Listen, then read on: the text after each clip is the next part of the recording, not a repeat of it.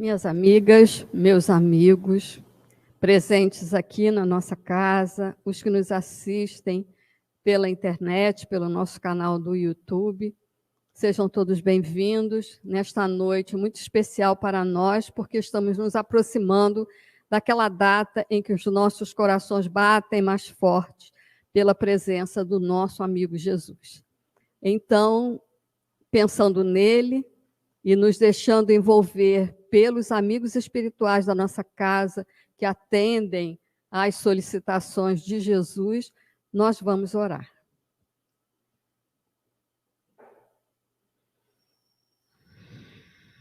Querido amigo Jesus, nosso bom e amado Mestre, em mais uma vez nos reunimos sob o teu amparo e a tua assistência amiga, para nos aproximarmos mais de ti, para ouvir a canção do teu evangelho, para ouvir a canção da doutrina espírita, que acolhem os nossos corações e nos impulsionam a seguir.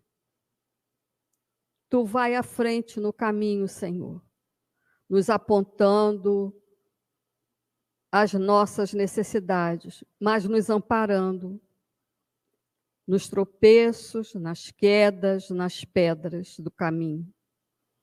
E nós te seguimos, Senhor. E nós continuamos seguindo o teu roteiro. E te agradecemos, Senhor, por mais esta vez. Nós que aqui estamos, agradecemos o envolvimento e aqueles também que estão a caminho, agradecem o envolvimento da tua assistência amiga e dos amigos espirituais, bem como aqueles que nos assistem de suas casas, residências. Envolva, Senhor Jesus, o nosso companheiro responsável pela reflexão da noite, que possamos aproveitar este momento de acolhimento e de fraternidade. Em teu nome, Jesus, e dos amigos espirituais da nossa casa, nós iniciamos o nosso encontro desta noite. Que assim seja, Senhor. Na noite de hoje, nós contamos com a presença do nosso companheiro Rafael. É com ele a palavra.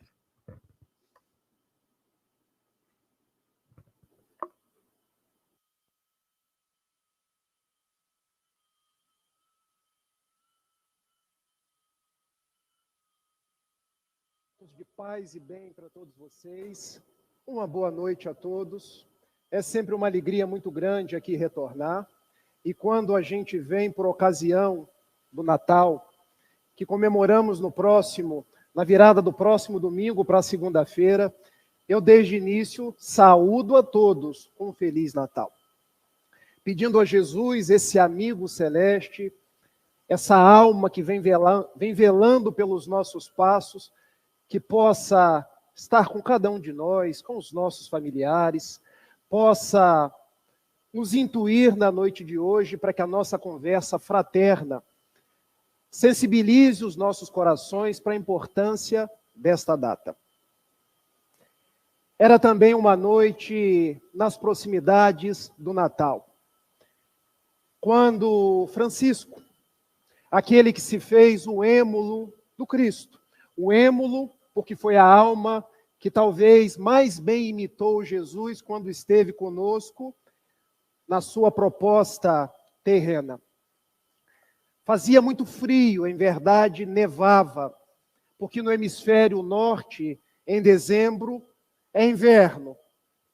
E ele indo até o convento onde se encontrava Clara, a irmã Clara, o grande amor de sua vida, a alma que ele escolhera para, junto dele, poder restaurar o evangelho de Jesus naqueles dias tão difíceis, tão dolorosos da Idade Média. Mas cada um seguiu seus passos, porque Francisco estava vinculado aos frades menores, à ordem dos frades menores.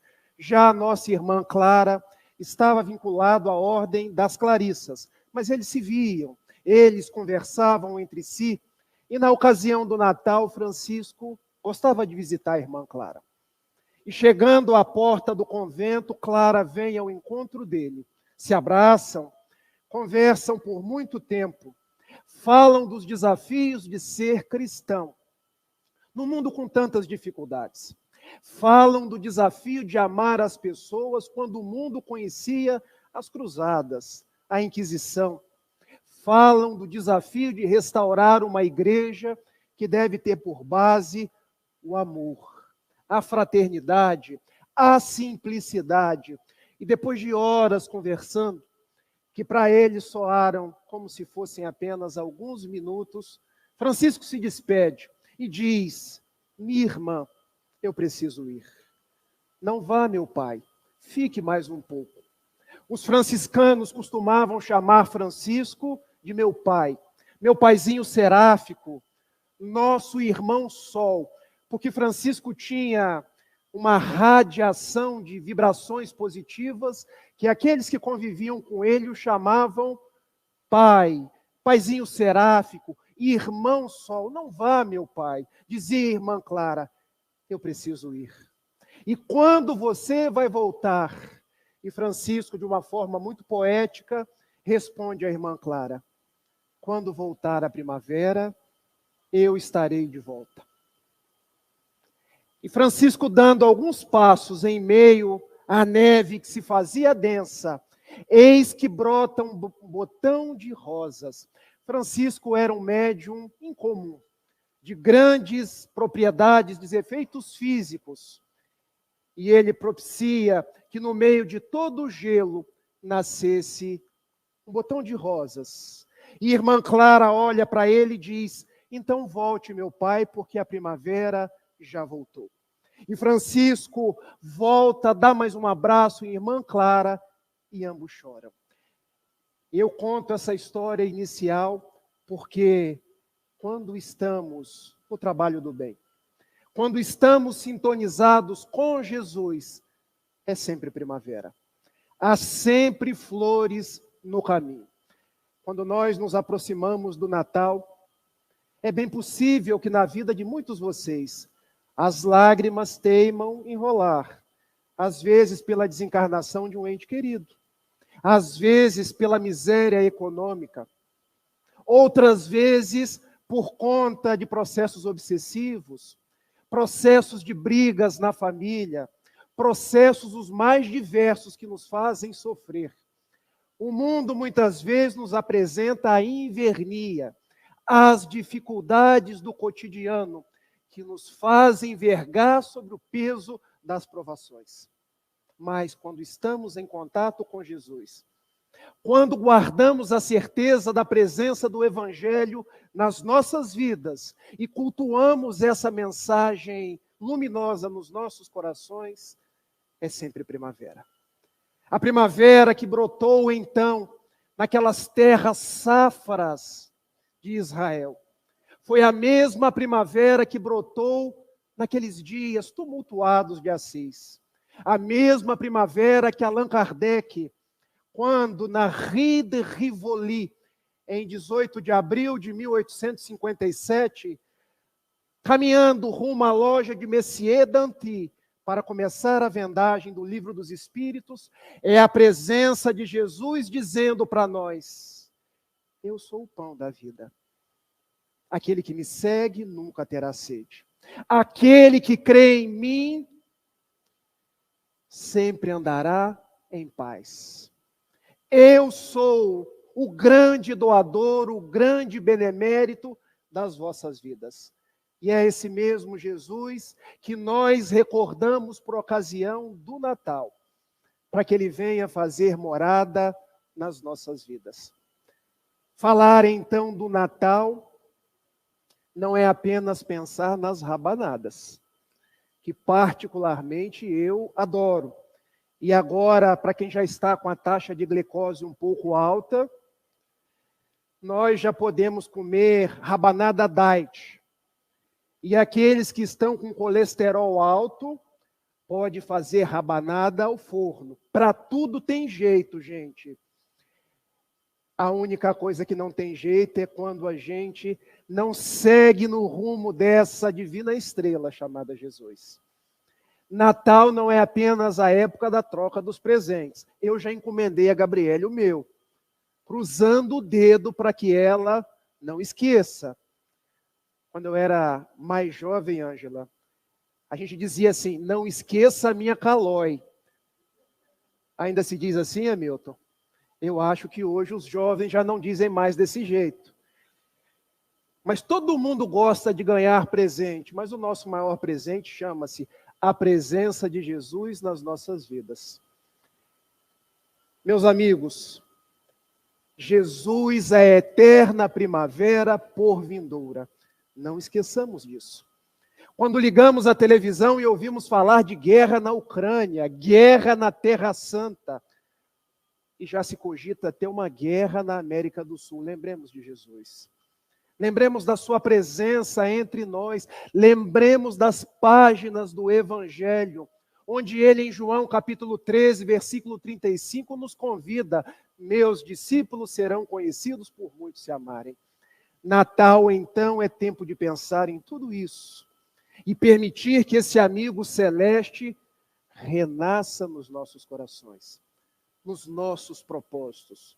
Nos ensine a ir ao encontro das pessoas para poder perdoar quando houver intrigas, para poder abraçar, para ratificar os laços de amor, para poder caminharmos juntos, de mãos dadas. Eu até agora estou sensibilizado com o vídeo que nós passamos aqui no último domingo. Vídeo que falava de paz. Nós precisamos viver em paz. E a proposta para nós conversarmos hoje, a Carta Magna da Paz. No capítulo 17, Complexidades da Consolação, onde o benfeitor Camilo, que foi um franciscano, ele vem relembrar para nós Francisco, porque relembrar Francisco é relembrar o próprio Jesus. E Camilo faz uma coisa bastante especial, porque ele pega a oração que nós conhecemos como sendo a oração de São Francisco, aquela que começa, Senhor, fazei-me um instrumento da paz, e termina, e é morrendo que se vive para a vida eterna. Ele pega cada um daqueles versos e vem explicando para a gente o que Francisco quis dizer com cada um deles. E vocês já perceberam que a oração de São Francisco ela tem duas partes. Porque na primeira parte, Francisco, onde houver o vício, que eu leve a virtude. E ele elenca vários vícios e nos ensina a contrapor com virtudes. Na parte final, ele nos convida a sair da inação. Porque ele nos ensina a consolar mais do que ser consolado, a compreender mais do que ser compreendido, porque é dando que se recebe. E a Ângela escolheu para mim, porque isso é coisa da Ângela, tá, gente? O capítulo 17, Complexidades da Consolação. E parece uma coisa paradoxal. Consolar é complexo? Aos nossos olhos materiais, às vezes pode ser. E o que o benfeitor Camilo quis dizer com isso? Que talvez nós ainda não tenhamos entendido o verdadeiro sentido da palavra consolação. E nós vamos conversar nessa noite sobre algumas propostas de Francisco, quando ele falava em consolar. Vamos pegar a frase e caminhar juntos? Eu vou acompanhando os rostos de vocês, tá, gente? Que eu console mais do que ser consolado. O que Francisco está querendo dizer aos nossos corações? Que a virtude deve ser uma virtude ativa. A virtude de quem faz, a virtude de quem se apresenta, não a virtude de apenas quem espera. Porque usualmente, nos terrenos do mundo, nós queremos que o mundo circule ao redor do nosso umbigo. É ou não é verdade, gente? Nós queremos que as pessoas venham até nós. Nós queremos que as pessoas nos sirvam. Muitas vezes, nós queremos que as nossas necessidades sejam atendidas, mas a proposta é o inverso, que eu console, ao invés de ser consolado. Então, a proposta é vencer aquele vício que a questão 913 do Livro dos Espíritos coloca como sendo o mais radical, o egoísmo. Sair do centro do nosso ego, egocentrismo, para entender que alguém mora ao lado, que há pessoas que convivem comigo, que o meu olhar não deve voltar-se só para mim. E eu me lembro de um filme que passava na televisão, Eu mesmo, Irene. Porque muitas vezes nós agimos eu mesmo e sempre eu. Se a farinha é pouca, o meu pirão primeiro. Quando Jesus multiplicou pães e peixes. Quando de 5 pães e 2 peixes, ele alimentou, conforme os evangelistas, 5.000 homens. A primeira complexidade da consolação é: deixemos de querer ser consolados, porque todos temos dores. Porque quando a gente vai ao ato de consolar, isso é uma consequência lógica. Consolando o outro, nós somos consolados. Por isso, a grande máxima da doutrina espírita, estampada no Evangelho segundo o Espiritismo, capítulo 15, é: fora da caridade não há salvação. Essa é a primeira complexidade. Mas há uma segunda complexidade. Qual o sentido da palavra consolar?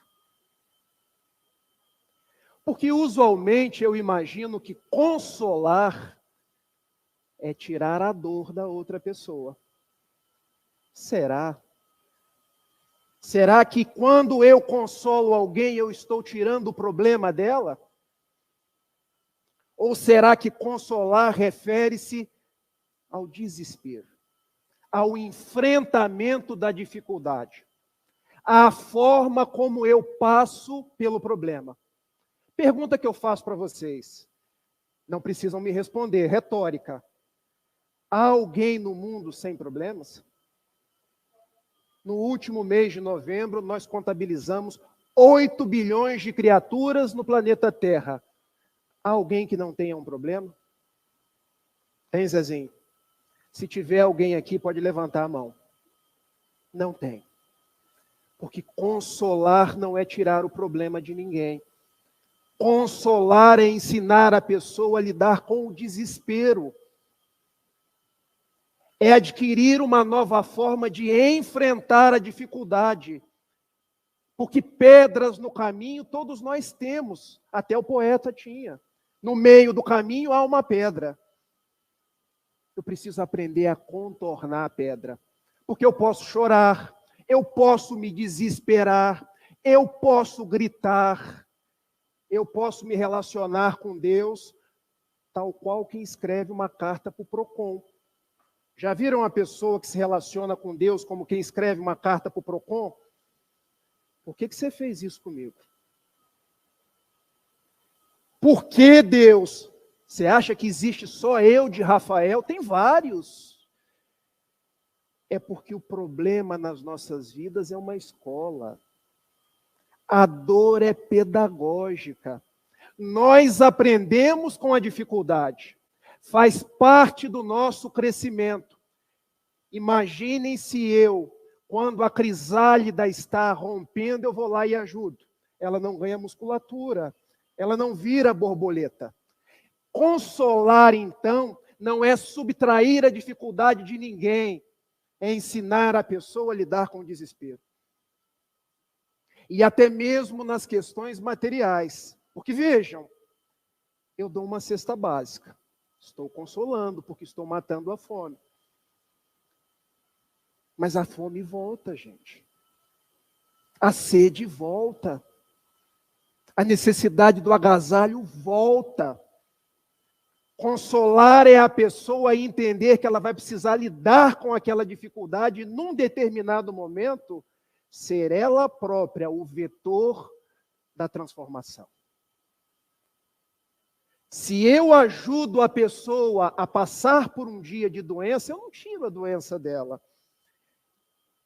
Mas eu consolo, ensinando ela a ter mais força, a ser mais resignada. Consolar é isso. Mas existe um terceiro aspecto da consolação. Uma terceira complexidade, como nos propõe o benfeitor Camilo. A doutrina espírita é consoladora, porque esclarece. E esclarece porque é consoladora. Já pararam para pensar nisso? Se eu perguntasse para vocês, qual o aspecto consolador da doutrina espírita? Vocês responderiam, é porque um dia eu estava no auge da minha dificuldade e recebi uma cesta básica. É porque um dia eu me dei conta que a alma é imortal. É porque um dia eu me dei conta que eu sou o responsável por tudo que me acontece. É porque um dia eu me dei conta que a dor é transitória e tem uma função pedagógica na minha vida. É porque um dia eu me dei conta que aquele que eu chamo de encosto. Quantos de nós chegamos na casa espírita? Eu mesmo, gente. Não dá para me libertar do encosto, não? E às vezes o encosto até vai, mas se eu não me transformo, o encosto volta. Eu aprendo que não é encosto, é um espírito igual a mim, que apenas está desencarnado. E para eu me liberar desse processo que nós chamamos obsessão, eu preciso desligar o link, me reformando, me tornando uma pessoa melhor. Complexidade da consolação. A doutrina espírita é consoladora porque ela esclarece quem eu sou, de onde eu vim, para onde eu vou, qual a minha função aqui no planeta Terra. Porque não basta eu receber um atendimento na casa espírita, porque eu recebo o atendimento, melhoro circunstancialmente. Se eu não me reformo, o problema volta. Porque o mais importante é o esclarecimento, é a renovação dos hábitos, é a ressignificação dos propósitos. Por isso, o benfeitor Camilo, quando pega a oração de São Francisco, é preciso consolar mais que ser consolado, ele chama de complexidade da consolação. Porque muitas vezes a gente acha que consolar é dar coisas. Consolar, elevar almas, esclarecer consciências, para que as pessoas não volvam ao caminho do desespero. Para que a gente possa ficar com isso bem assentado nas nossas mentes, eu quero contar uma história. Aliás, essa história não fui eu que contei. Porque, repetindo Lavoisier, nada se cria, tudo se copia, tudo se transforma. O benfeitor Humberto de Campos, já utilizando-se do pseudônimo Irmão X, ele escreve uma crônica lindíssima no livro Cartas e Crônicas, a primeira lição. Quem quiser depois, o livro pode inclusive baixar pela internet. Ah, não baixe não, gente, compra o livro. Compra o livro, porque quando você compra aqui, você ajuda a CEF, ajuda o Remanso Fraterno. Quando você compra um livro da FEB, você está ajudando as obras sociais da FEB. Todos os direitos biográficos, todos os direitos autorais do Chico foram doados, assim como os do Raul, assim como os do Divaldo. E conta Humberto de Campos que um benfeitor saiu do plano espiritual onde ele se encontrava e foi num lugar tenebroso, onde se encontravam muitos obsessores. E chegando lá, uma verdadeira chusma veio em direção deles. Queriam atacar, queriam vociferar. Quando um dos obsessores, Ângela, reconhece o benfeitor. Parem, não façam nada com esse homem. Mas por quê? Eles estão invadindo os nossos territórios. Eu conheço esse benfeitor. E o benfeitor me conhece? Sim. Quando eu tive fome lá na terra, você me deu de comer. É, meu irmão? Sim. Quando eu tive frio, você me deu roupa. O que mais, meu irmão? Teve uma vez que o meu filho ficou muito doente. Você foi me visitar. Meu irmão, se eu fiz tudo isso por você, como é que você persiste no caminho do mal?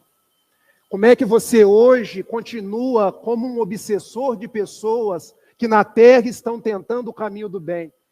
Meu amigo, você me deu de comer, me deu roupas, mas você não me ensinou a viver. Poderia ter falado de mim, de Jesus. Poderia ter falado para mim sobre reencarnação. Poderia ter aberto os meus olhos sobre a necessidade de amar, de converter-me num homem melhor. Você me deu muitas coisas e foi útil. Mas hoje eu me encontro aqui. E Humberto de Campos termina a sua crônica dizendo: consolar não é apenas dar coisas, mas ensinar as pessoas a viver. Quantos de nós chegamos na casa espírita com os mais variados problemas e fomos ensinados a viver? Eu mesmo cheguei nessa casa, seu Mazinho me dava cada pito, Ângela. E eu tenho me esforçado dia após dia por ser uma pessoa melhor. Não quer dizer que eu consiga, mas eu me esforço. Quer dizer, Rafael, que nós não vamos dar coisas? Vamos. Vamos continuar, Heleno, com o trabalho de domingo, dando as cestas básicas, acolhendo as pessoas, mas sem deixar de falar de Jesus nunca. Sem deixar de falar dos princípios espíritas. Às vezes, para agradar, a gente não fala de Jesus mais. A gente não fala de Kardec. Quantas palestras que eu vou que o nome de Jesus não é citado. Que o nome de Kardec não é citado. Que não se fala uma única questão do Livro dos Espíritos. O conteúdo consolador da nossa doutrina é porque nós aprendemos com o benfeitor Camilo a estudar, a abrir o livro e ficar, olha, lição 14. Eu entendi assim, Ângela, e você? E você, Josué? E depois a gente vai modificando os nossos panoramas mentais. Vai sendo esclarecido. Vai granjeando a presença dos benfeitores espirituais para o nosso lado. Na noite do Natal. Aproveitemos a presença dos nossos familiares. Deixe as brigas de lado, tá, gente? Vamos nos esforçar. E eu sugiro a vocês uma sugestão que eu faço para mim. Lembrem do aniversariante. Vamos pelo menos fazer uma prece, gente. Vamos pedir a Jesus que abençoe os nossos familiares, as nossas lutas. E permaneça conosco no ano de 2024. Porque eu quero dizer uma coisa para vocês. Fruto das minhas reflexões. Sem Jesus não dá. Eu, durante algum tempo, achei que desse, mas não dá. Quando a gente tira o nosso quimismo cerebral da sintonia dos benfeitores espirituais, aparece tudo, Ângela. Aparece gastrite, reumatismo, tudo quanto é tipo de doença. A gente não dorme, a cabeça dói.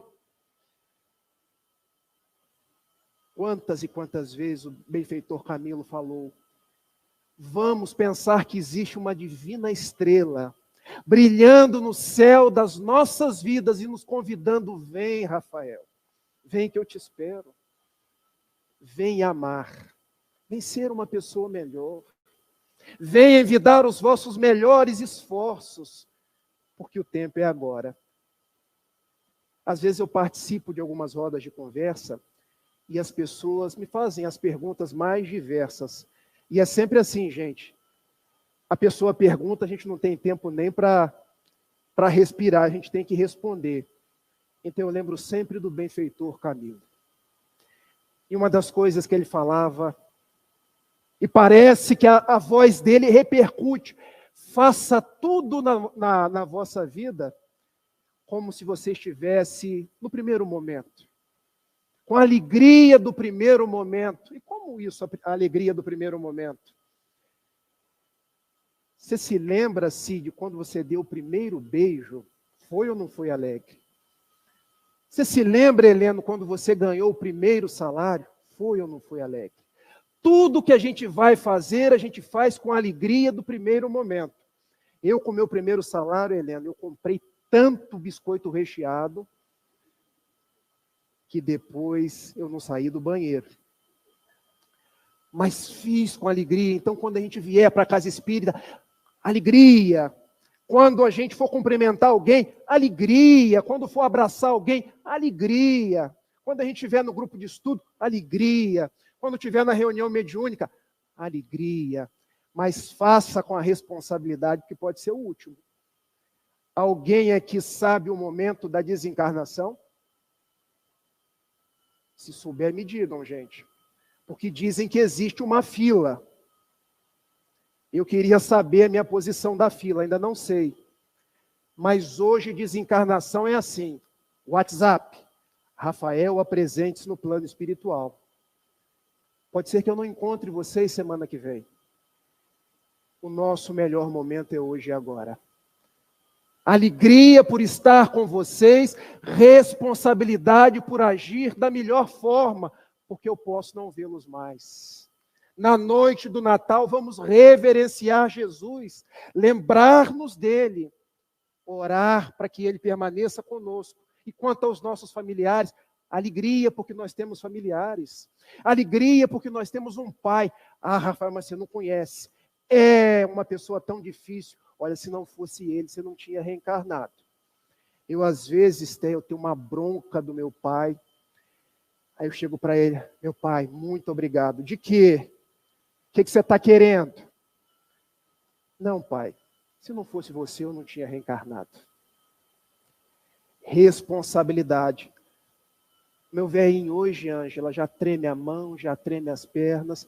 Todas as vezes que eu encontro, eu digo assim para ele, meu pai, eu te amo. Ele, meu filho, no último mês você já me disse isso umas 30 vezes. É para o senhor não esquecer, meu pai. E quando o senhor desencarnar, você vai ouvir lá do céu. Porque ele ainda não tem a crença espírita, então eu falo na crença dele. E o benfeitor Camilo ainda fala mais. Não deixemos que os nossos passos percam de Jesus e de Kardec.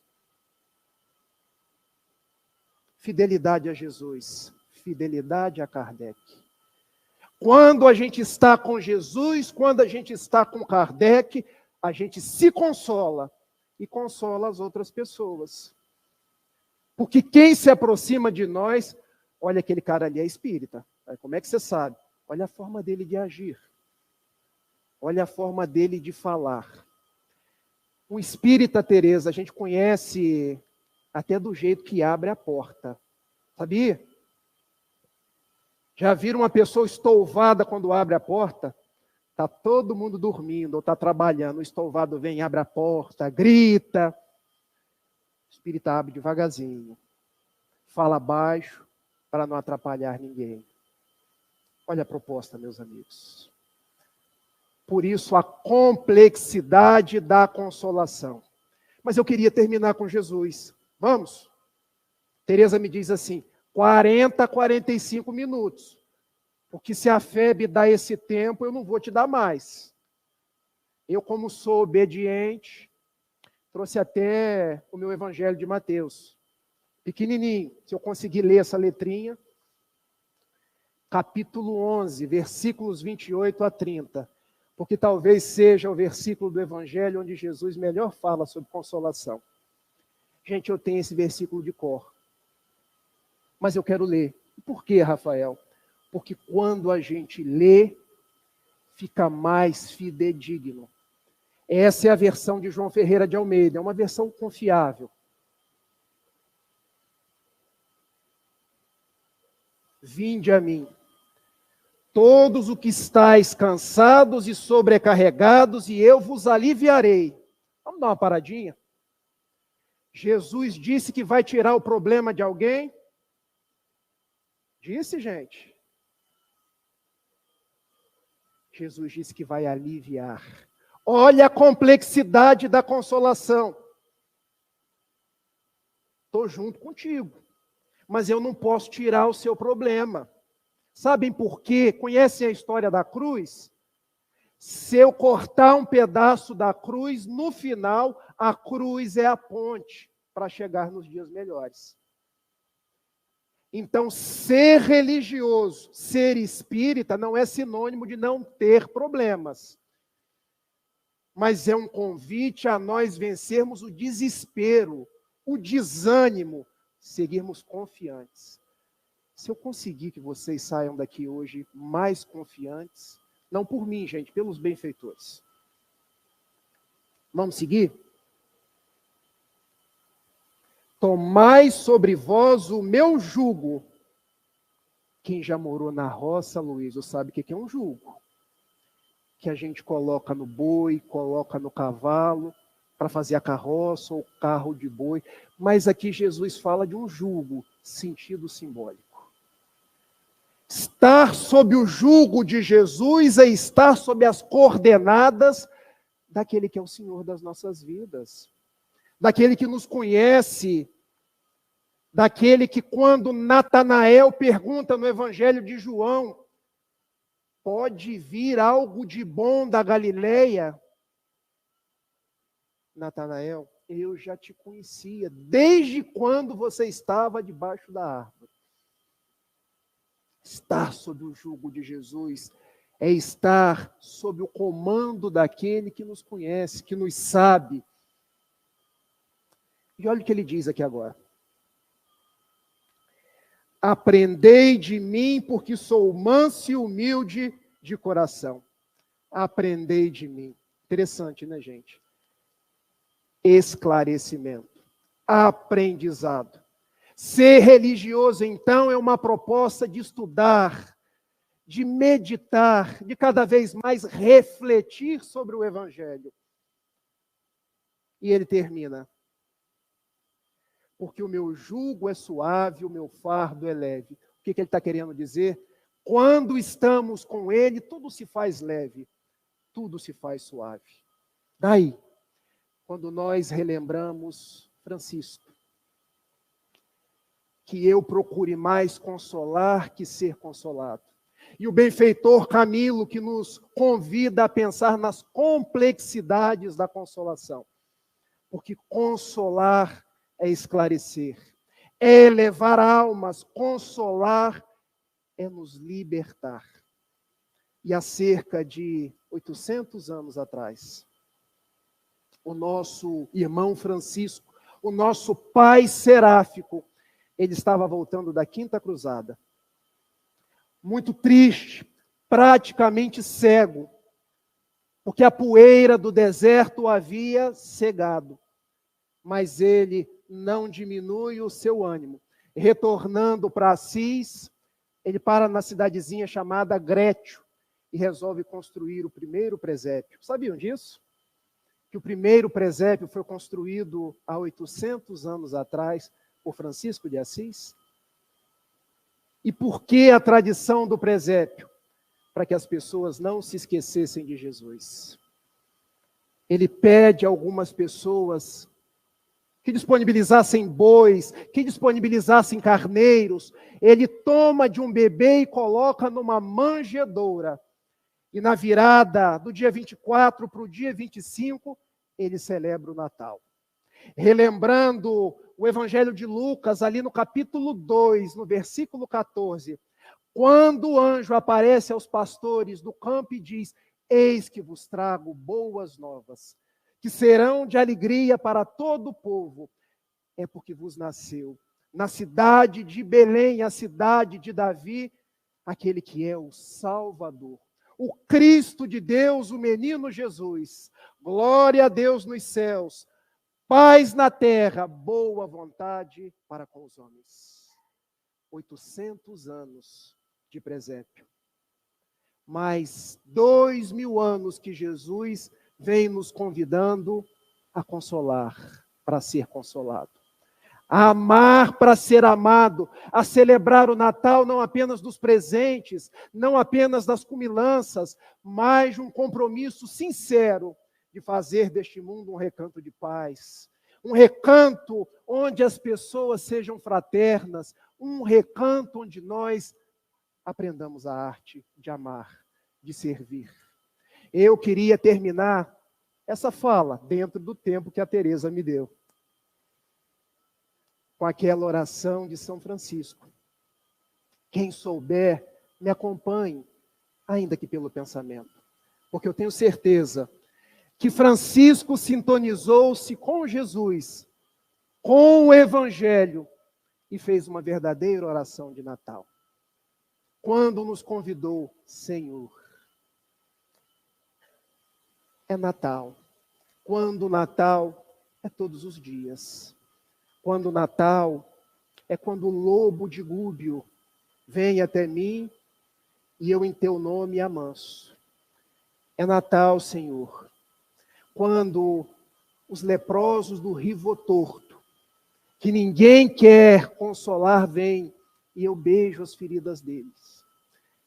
É Natal, Jesus, quando eu visito a irmã Clara e ela me pede que fique mais com ela. É Natal quando as aves de alviano vêm cantar e eu converso com elas. É Natal quando eu caminho pelos prados de Assis e converso com as cotovias, converso com os animais do campo. É Natal, Senhor. Até mesmo quando a irmã morte me vem buscar e eu me dou conta que eu vou voltar para a casa espiritual. Não permita que eu me perca de ti, porque onde houver ódio, as pessoas ainda odeiam tanto, mestre, que eu leve o amor. As pessoas têm o direito de pensar diferente, têm o direito de serem diferentes, e Deus ama todos do jeito que são. Ensina-me a amar como tu amaste as pessoas. Onde houver ofensa, porque as pessoas ainda se ofendem. As pessoas vêm e me dizem impropérios. Eu, às vezes, posso ofender sem nem sabê-lo, mestre. Permita que eu seja o perdão. Mestre, por ocasião do Natal, onde haja discórdia, há tanta discórdia. Discórdia entre cristãos e muçulmanos. Discórdia entre citadinos e homens do campo. Que eu seja a união. Onde houver dúvida. Há tantas pessoas que ainda duvidam, Senhor. Há tantas pessoas que perguntam, será? Será que a sua voz cantou na Galileia que eu seja, Senhor, a fé? Onde houver erro, que eu leve a verdade. Não a verdade que ofende, não a verdade que divide, mas a verdade de convergir para a unidade divina. Onde houver desespero, há tantos que choram, há tantos que têm lacerações físicas e espirituais, que eu seja a esperança. Onde houver trevas, que eu seja um pirilampo na noite escura, iluminando a amargura de quem anda na escuridão. Ó Mestre, fazei com que eu procure mais consolar que ser consolado. Quantas vezes eu tive fome, tantas pessoas têm mais fome do que eu. Quantas vezes o meu estômago gritou de tanta dor, mas eu percebi que quando saía, eu via pessoas que gritavam de dor no estômago, de mãos amputadas, de pés que não caminhavam. E eu percebia que quando eu servia, minha própria dor diminuía. Que eu procure mais amar que ser amado. Porque você, Mestre Jesus, foi o amor incompreendido. Colocaram-te uma coroa de espinhos, pregos na mão, e você ainda do alto do madeiro pediu, perdoa-os, eles não sabem o que fazem. Porque é dando que se recebe. É perdoando que se é perdoado e é morrendo os vícios que há dentro de mim. Morrendo as dificuldades que às vezes pesam na minha envergadura espiritual, que se vive para a vida eterna. Que Francisco, que Jesus possam nos acompanhar e nós sejamos envolvidos por vibrações de muita paz. Um beijo a todos, extensivo àqueles que estão nos acompanhando pelas redes sociais.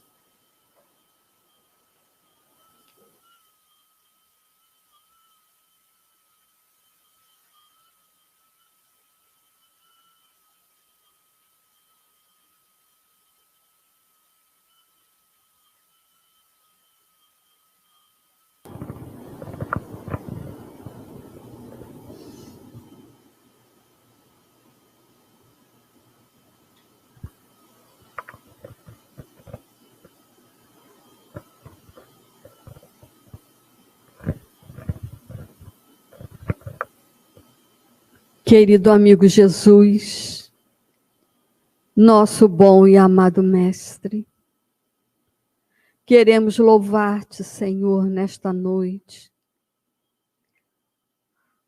Após as reflexões em torno do teu amor e do amor que Francisco tão bem soube expressar, diretamente ligado a ti, Senhor. E nós aqui, na nossa pequenez, desejamos, Senhor, nos ligar a ti.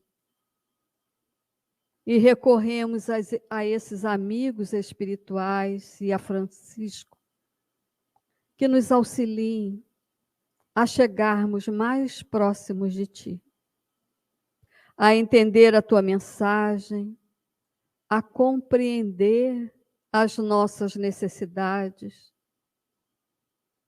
e a aprender a amar, Senhor, como tu nos ensinaste, como Francisco tão bem representou e como tantos outros amigos espirituais têm dado testemunho desse amor.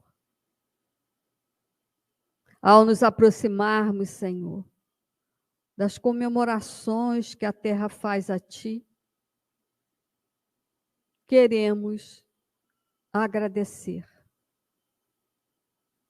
Agradecer pela vida, agradecer pela família, agradecer pelo trabalho, pelo alimento, pela saúde.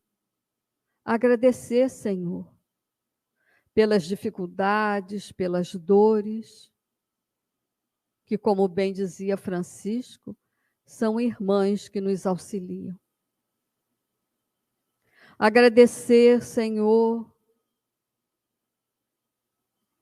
pela nossa casa planetária, que tu governas e que tu sabes as nossas necessidades. Mas queremos, Senhor, ainda como eternos pedintes, rogar-te por esta casa planetária, por esses momentos, Senhor, de testemunhos coletivos, pelas dores dos teatros de guerra, pelas dores das intempéries, pelas dores criadas por nós mesmos, Senhor, enquanto habitantes do nosso planeta azul. Que possamos, Senhor, como muito bem nos lembrou o nosso companheiro, pensar em ti na noite do dia 24. Se estivermos em locais onde não pensam em ti, que nos afastemos um pouco, olhemos para o céu e agradeçamos. Agradecemos também, Senhor, a Casa Espírita que nos acolhe, que durante todos esses anos tem nos mostrado a tua mensagem, nos ensinado. Agradecer ao nosso amigo Camilo pelo incentivo permanente para que estudemos, reflitamos, troquemos com os companheiros do caminho. Só assim conseguiremos aprender, Senhor. E aqui nessa casa, te rogamos pelos nossos diretores, pelos nossos voluntários, colaboradores, que todos eles, Senhor, recebam tuas bênçãos pelo esforço coletivo de dar conta da parte que nos toca. E em especial, Senhor, envolvemos as nossas crianças do Remanso Fraterno, as nossas crianças aqui da nossa sede, seus familiares, seus responsáveis, o futuro, Senhor, da nossa casa, da nossa cidade, do nosso país. Que as tuas bênçãos acolham esses corações que estão iniciando a nova jornada evolutiva. E nós, Senhor, que estamos no caminho há mais tempo, possamos finalmente entender a tua mensagem. Que as tuas bênçãos envolvam a todos nós que aqui estamos, os que nos assistem, pela oportunidade que a tecnologia nos oferece, os que estão nos hospitais, nas casas de saúde, nos seus lares, nos seus processos de tratamento, aqueles que se encontram, Senhor, nos presídios, nas cadeias públicas, e aqueles que estão nas ruas, Senhor. Que todos eles, todos nós, possamos estar junto de Ti, com mais fervor, com mais disposição, com mais bom ânimo, Senhor. Rogamos as Tuas bênçãos para o nosso Rafael, para a sua família, seus labores profissionais, e a sua disposição, Senhor, de falar de Ti e da doutrina espírita, onde é chamado. Obrigada, Senhor Jesus, por mais esta vez. Obrigada aos amigos espirituais da nossa SEF. Em Teu nome, Senhor, concluímos o nosso encontro desta noite. Que assim seja.